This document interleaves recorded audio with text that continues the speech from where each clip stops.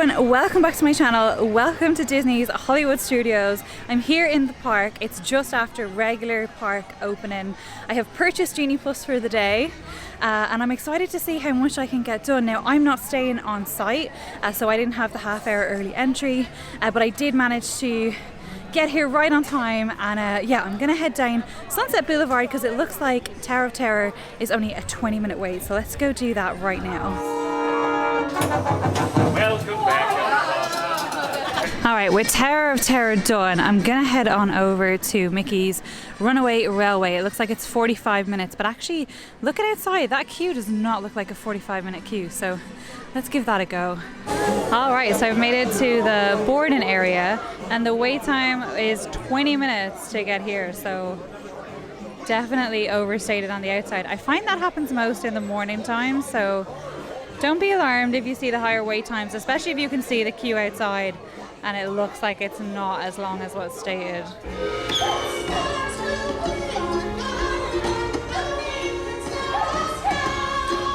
Look guys, it's Chip and Dale, how cute!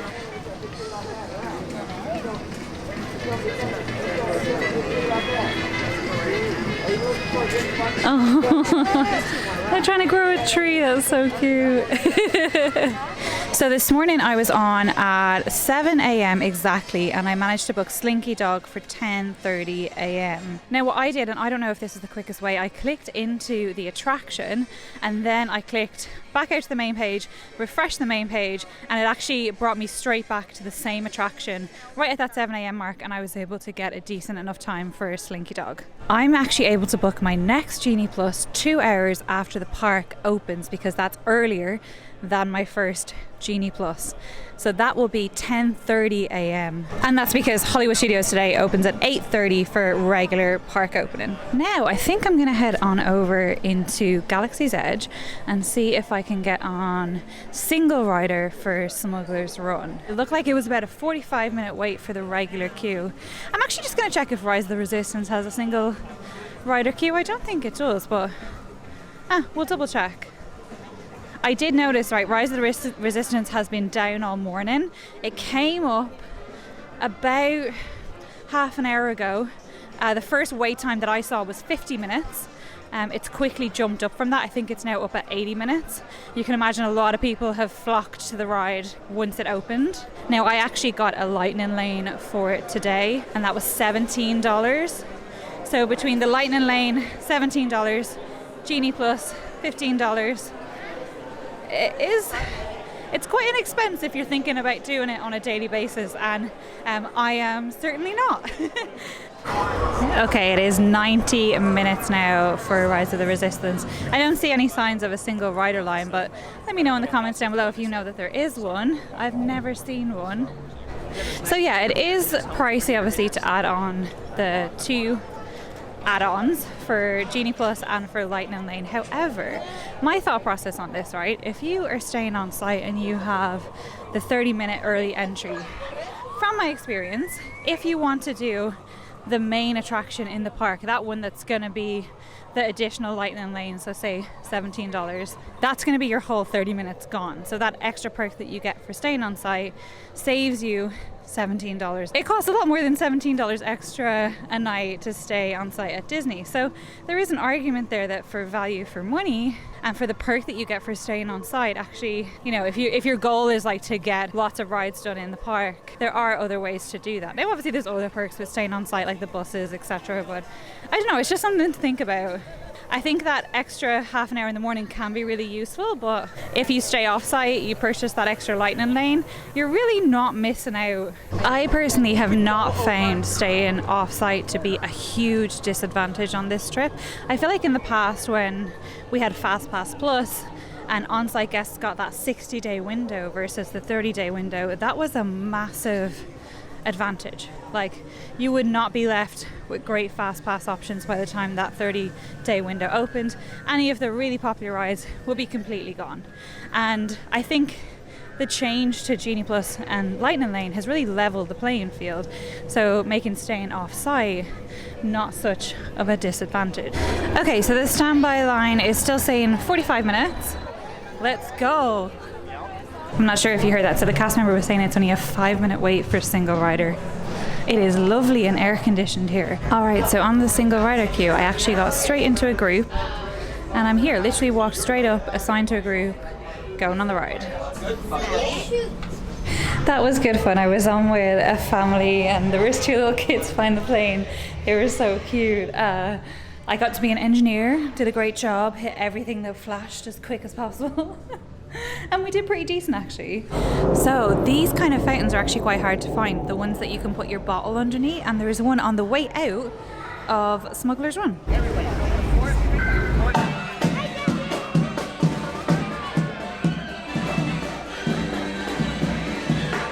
So it is time now for my Slinky Dog Dash Genie Plus, the one that I booked first thing this morning. Just for an indication of wait times right now, it's like 11 o'clock. Rise is up at 125. Now Smugglers Run has jumped to 100, which is surprising. I wonder if that single rider line is still working well. I kind of feel like it will be, because another thing that happens on Smugglers Run is that people ask to be specific roles. So like the gunner, for example. So a party of 2 or 4 might not want to take like the last 2 to 4 slots on a crew if there's already 2 gunners assigned, you know what I mean? You end up having single riders used for 2 positions, 3 positions, etc., because people don't want to take those positions. So I think it's a decent one. Alright, Toy Story Mania is now 30 minutes. If it had been 30 minutes when I was booking my next Genie Plus, I probably wouldn't have taken it. It was 60 minutes, which is why I booked it, but I would have happily queued 30 minutes and booked something else. Oh well. I mean, I guess I could cancel it and try for something else, but it's 11 a.m. now, so I'm not sure what kind of times I'll be getting now. I'll have a check on the app. This line is a brutal line in the heat.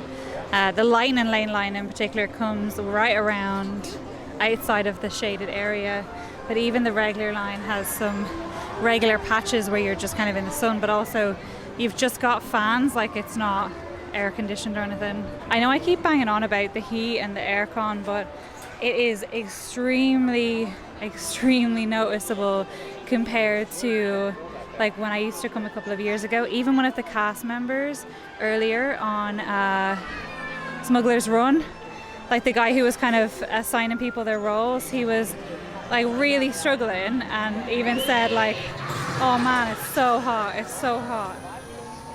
And like that's inside, like they're just not pumping up the aircon, which, it's one thing for us as guests, like going through the queue line. I really miss having the relief of like cooling down when I was getting on a ride and stuff. But also like for cast members to have to stand there all day, it's so brutal. I'm riding solo in the butt today. Yay! Here we go! Cause you gotta pay. Alright, so I'm gonna head out of the park. I'm actually gonna get the Skyliner over to Riviera, take an aircon break, get some food, chill out, come back then, and I've got my next lightning lane Genie Plus. I never know which to call it, but I guess it's technically a lightning lane. But then you have the individual lightning lanes. I don't know. So I'll come back for Toy Story Mania. I actually checked now, and Toy Story Mania is back up to 55 minutes. And the return times for other rides are already, after 2-3 o'clock. So we'll stick with that one. And I think I'm going to go to Riviera because the quick service there was really nice when I went for breakfast. So I'm going to go now and try their lunch quick service.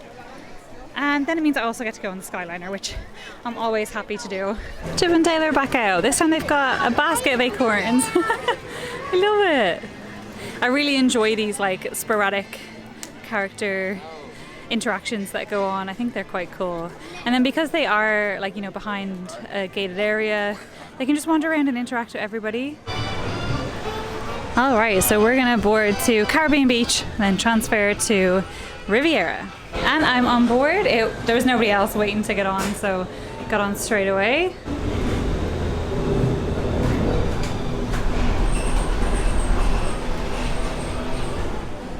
Ladies and gentlemen, welcome aboard the Disney Skyliner at Disney's Hollywood Studios. We are on our way to Disney's Caribbean Beach Resort. If it wasn't for the whole park pass, park hopping situation, I would probably head somewhere like Epcot for lunch and, you know, get a few bits from the Food and Wine Festival. But obviously you can't do that now until after 2 o'clock, so it is a bit of a pain. And it's one of the things that actually really put me off trying Genie Plus again, because I don't like that you can't start stacking your Genie Plus in another park for the afternoon until after 2 o'clock, because I feel like by 2 o'clock most of the good Genie Plus reservations are going to be gone when they stop. Whoa, it heats up really quick. Alright, so we've got Art of Animation, Pop Century on this side. We're going to head on over to Riviera and Epcot on this side. We are now sailing over Disney's Caribbean Beach Resort. I'd definitely like to stay at Caribbean Beach now that it has this amazing transport facility.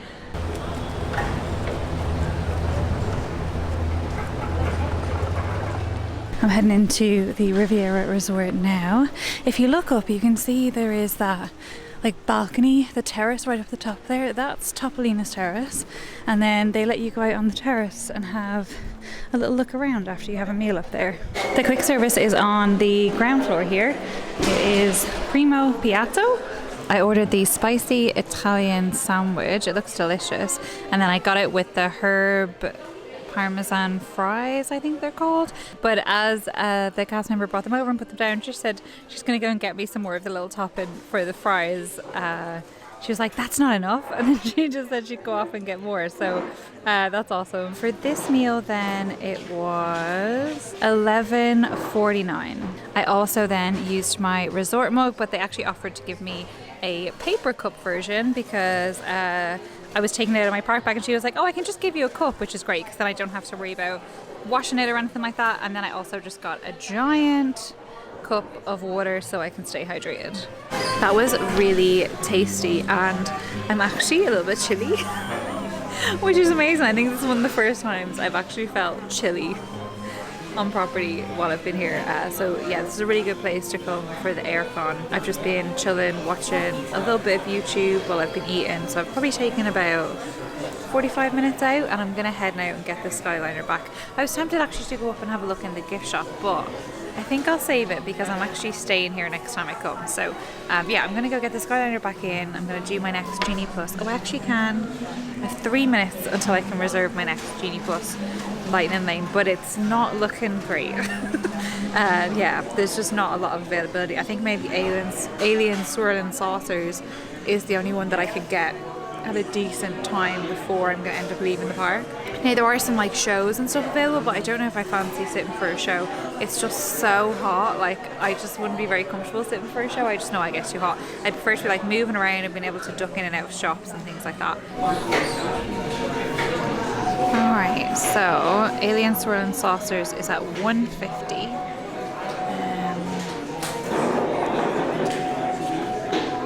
You can see there's some shows as well that are pretty soon.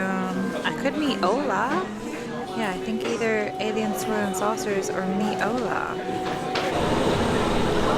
And we are back at Disney's Hollywood Studios. It took about 15 minutes from the quick service to here, so it's pretty decent, and it's so reliable. Obviously it's different to waiting for buses and stuff. You kind of never know when they're going to show up. Alright, so I actually just went and did my Rise of the Resistance Lightning Lane. It was really good. I didn't film anything, although there was someone in my car that filmed the whole thing. I know I ranted about this in my last vlog series, but I just think they need to just stop people filming on rides altogether. I would be totally cool with that. There was actually a guy filming on Tower of Terror earlier as well, and like he just had like a little GoPro, but his screen was bright the entire time and it was so distracting. I just wish they would just stop it altogether. The whole purpose of like the parks and the rides and everything is the immersive experience, and I just think we're losing that. I do agree that there should be ride POVs for like people who are worried about rides, you know, like if they're worried about taking their kids on certain rides, or if they're worried about a ride for themselves, like, but Disney should just have like official POVs. I don't know what the exact solution is. I just know that I'm so over people filming on rides. It just really grinds my gears. Anyway, we're gonna head over and I'm gonna do my Toy Story Mania Lightning Lane. I did actually stop by the Olaf meet and that line looks miserable. It is out in the heat and it has gotten so much hotter in the last like hour or so. And you can see like everyone around is really struggling. I must actually check the weather app. But yeah, the Olaf line's outside. Looks like it's barely moving. Even the fast pass or the Lightning lane is super busy and I'm just like, it's not that keen. Anyway, so it is 1 o'clock right now. If you want an idea of wait times, it is 120 minutes for Rise of the Resistance. It is 60 minutes for Smugglers Run, 80 minutes for Toy Story Mania, and it was, I think, 80 minutes for Slinky Dog as well.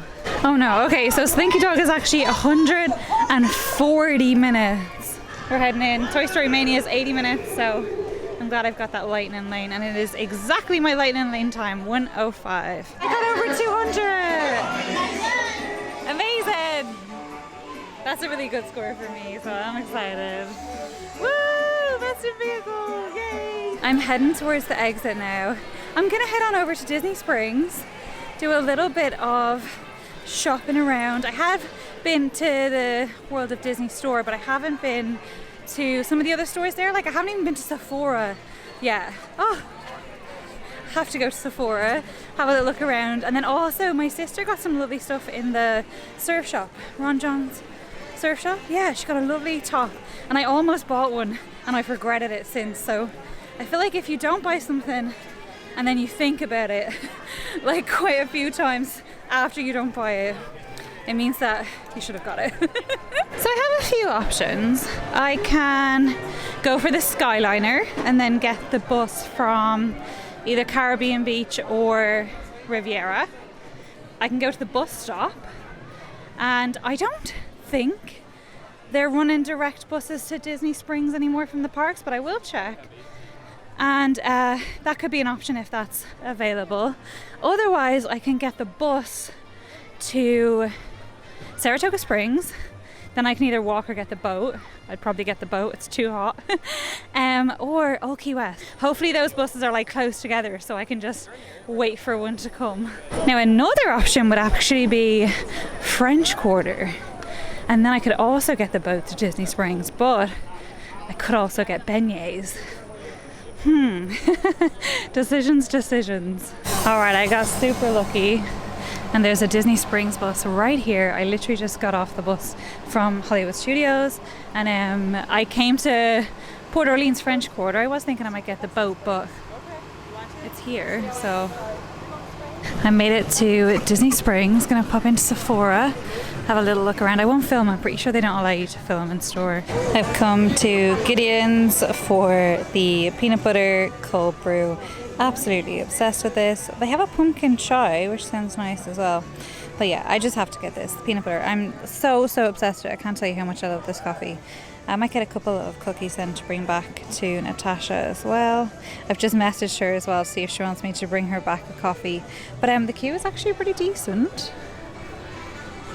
It's probably the shortest I've ever seen it, and it is 2:20. Perhaps an unpopular opinion, but the cakes at Gideon's are better than the cookies. This peanut butter and jelly cake was absolutely delicious. And that actually does it for this vlog series. I hope you have enjoyed, but stay tuned because my next travel series starts literally this week.